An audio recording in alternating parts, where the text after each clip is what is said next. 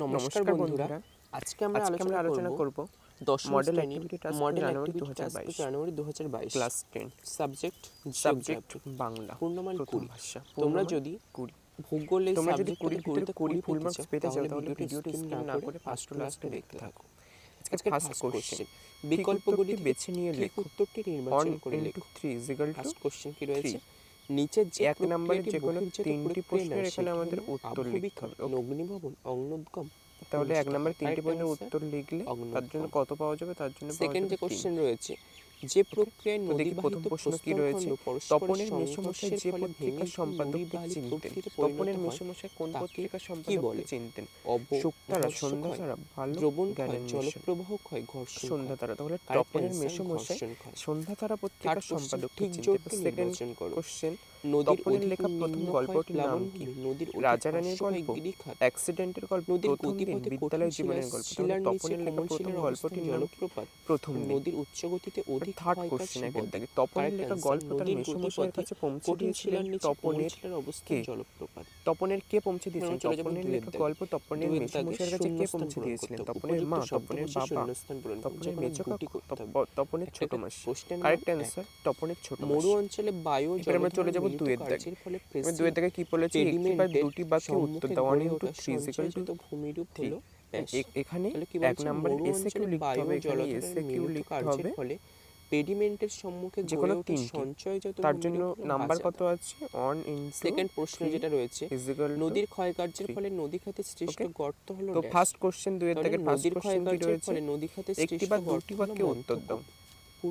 এমন সময় ঘটলো সেই ঘটনা। চলে যাব দুইয়ের দাগে কোন ঘটনার কথা বলা হয়েছে? এখানে কি বলছে? আশাপূর্ণা দেবীর জ্ঞানচক্ষু গল্পের উদ্ধৃতাংশে সন্ধ্যাতারা পত্রিকা নিয়ে ছোট মাসি ও মেসমশাই তপনদের বাড়িতে আসার কথা বলা হয়েছে। বায়ুর অপসারণ। সেকেন্ড প্রশ্ন, ক্রমশ কথাটা ছড়িয়ে পড়ে। কোন কথাটা ছড়িয়ে পড়ে? দেওয়া রয়েছে, এটা আমাদের ঠিক করে জ্ঞানচক্ষু গল্পে ছোট মাসি সন্ধ্যাতারা মিলিয়ে দিয়েছি। তপনের লেখা প্রথম দিন গল্পটি প্রকাশ করিয়ে দেওয়ার পূর্বে নদীর ক্ষয় সংশোধন কাজের ফলে সৃষ্ট ছড়িয়ে পড়ে। এরপর আমরা চলে যাব 3 নম্বর কোশ্চেন, হিমবাহের ক্ষয়কার্যের ফলে সৃষ্ট ছলকে ওঠে তপনের। কখন তপনের এমন পরিস্থিতি হয়েছিল? আশাপূর্ণা দেবীর লেখা জ্ঞানচক্ষু গল্পে যে কোনো দুটি প্রশ্নের উত্তর লিখতে হবে। একটা দেখে তপনের বুকের রক্ত ঝরতে প্রশ্নের উত্তর লিখতে। আমরা চলে যাব 3-এর দাগে। 3-এর দাগে কি বলছে? প্রসঙ্গ নির্দেশক্রমে কমবেশি 60টি শব্দ উত্তর লিখতে বলেছে। মরুদ্যান 3 into 3 = নেমে একটা প্রশ্নের মান 3। মরু অঞ্চলে একটা প্রশ্নের মান 3 এবং দীর্ঘদিন ধরে যে কোনো তিনটি প্রশ্নের আমাদের অ্যানসার লিখতে হবে। তার জন্য আমাদের নাম্বার বরাদ্দ আছে 9। ক্রমশ অবনমিত হয়ে পড়তে। তো ফার্স্ট কোশ্চেন যেটা রয়েছে, পৃথিবীতে এমন অলৌকিক ঘটনাও ঘটে। কোন ঘটনাকে কেন অলৌকিক বলা হয়েছে? এবং ক্রমশ আশাপূর্ণা দেবীর লেখা জ্ঞানচক্ষু গল্পে তপনের লেখা প্রথম দিন গল্পটি সন্ধ্যাতারা পত্রিকায় ছেপে বের হওয়ার ঘটনাকে অলৌকিক বলা হয়েছে। উদাহরণ, সৌদি আরবের রাজধানী কেন অলৌকিক বলা হয়েছে? তাহলে এই ঘটনাকে তপনের লেখা গল্প ছাপা হয়ে প্রকাশিত হবে, এটা ছিল তার কল্পনা। পার্বত্য উপত্যকা ফলে মেষর হাতে সন্ধ্যাতারা পত্রিকা দেখে তপনের বুকের রক্ত চলকে ওঠে। সত্যি তার গল্প ছাপা হয়েছে এবং সে লেখা পর্বত হিমবাহের গায়ে যে অসংখ্য ক্রেভাস থাকে সেগুলি পর্বত অলৌকিক বলেছে, অলৌকিক বলে সৃষ্টি করে, অলৌকিক বলা হয়েছে। আমরা চলে যাব 3-এর দাগে 2 নম্বর প্রশ্ন। 2 নম্বর প্রশ্ন কি আছে?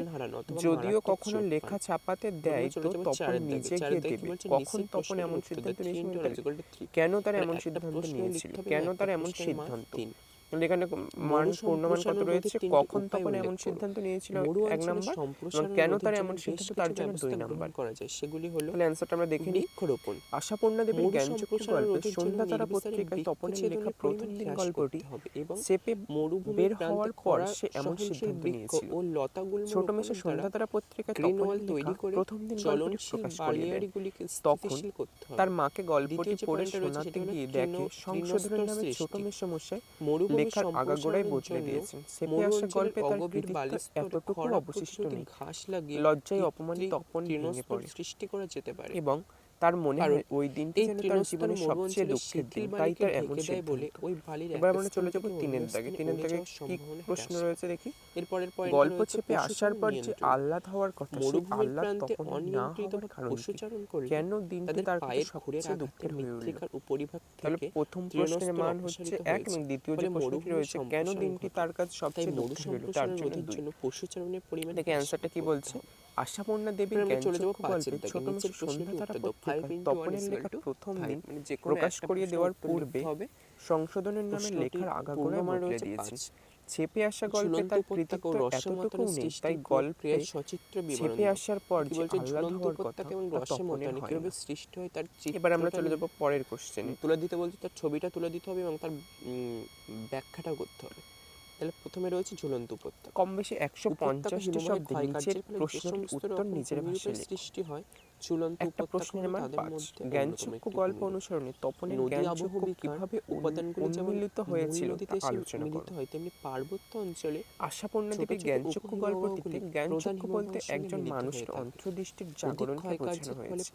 গল্পটিতে তপনের 2 বার জ্ঞানচক্ষু উন্মোচনের কথা বলা হয়েছে। প্রথমবার তা আপাতক্ষণিকের জন্য হলেও পরবর্তীকালে যে জ্ঞানচক্ষু খুলেছিল তা যথেষ্ট ব্যঞ্জনাধর্মী। প্রধান হিমবাহ উপত্যকা তপনের ধারণা ছিল লেখকেরা আর 5টা সাধারণ মানুষের মতো নয়, হাইং ভ্যালি বলা হয়। তারা অন্যরকম, ধরাছোঁয়ার বাইরে। কিন্তু নতুন মেসোমশাইকে দেখে তার জ্ঞানচক্ষু খুলে গেল। অর্থাৎ লেখক যে আমাদের মতোই সাধারণ মানুষ তা তপন উপলব্ধি করতে পারল। পরবর্তীকালে মেসোর সুবাদে তপনের লেখা প্রথম দিন গল্পটি সন্ধ্যাতারা পত্রিকায় ছাপা হয়, কিন্তু বাড়িতে সমবেত সকলার্থীর সামনে গল্পটি পাঠ করতে গেলে সে চমকে ওঠে। সংশোধনের নামে মেসোমশাই লেখার মৌলিকতা পুরোটাই নষ্ট করে দিয়েছে। তপনের লেখার মৌলিকতা সেখানে খুঁজে পাওয়া ভার। নিজের লেখা পড়তে গিয়ে অন্যের লেখা পড়া ও ধন্যধন্য শোনার মধ্যে দিয়েছে লজ্জা, অনেক সময় অপমান, তা তার সত্যিকারের জ্ঞানের দৃষ্টিতে জাগ্রত করে। এভাবেই তপনের আত্মমর্যাদা বোধের জাগরণের মধ্য দিয়ে তপনের জ্ঞানচক্ষু উন্মোলিত হয়। প্রবাহের দিকে অর্থাৎ প্রতিবাদ ঢালে শিলাখণ্ডটি মসৃণ ও চকচকে হয়ে ওঠে এবং বিপরীত দিকে ফ্রেন্ড, আজকের ভিডিওটা এখানেই শেষ করছি। ভিডিওটা যদি তোমাদের ভালো লেগে থাকে, ফার্স্ট টু লাস্ট দেখে তোমাদের যদি মনে হয় ভিডিওটা করে তোমাদের আমি একটু হলেও সাহায্য করতে পেরেছি, তাহলে ভিডিওটাতে তোমরা একবার অবশ্যই লাইক করবে। রসে মতানে আর আমার চ্যানেলে নতুন হয়ে থাকলে চ্যানেলটা অবশ্যই সাবস্ক্রাইব করে দেবে। রসে মানে হলো পার্বত্য। আবার চলে আসবে নতুন কোনো ভিডিও নিয়ে, নতুন ধরনের টপিকের উপর নিত্য আমরা রসে মতানের ছবিটা একবার দেখে নিই। ভিডিও নিয়ে চলে আসবে তোমাদের সামনে। ততক্ষণ তোমরা ভালো থেকো। আজকের ভিডিওটা এখানে শেষ করছি। ভিডিওটা বাইরে বেরোলে সবাই মাস্ক পরে বেরোবে এবং স্যানিটাইজারটা সবসময় ব্যবহার করবে। ভিডিওটাকে অবশ্যই একটা লাইক করবে। Good bye and thank you. হয়ে থাকলে চ্যানেলটা অবশ্যই সাবস্ক্রাইব করবে।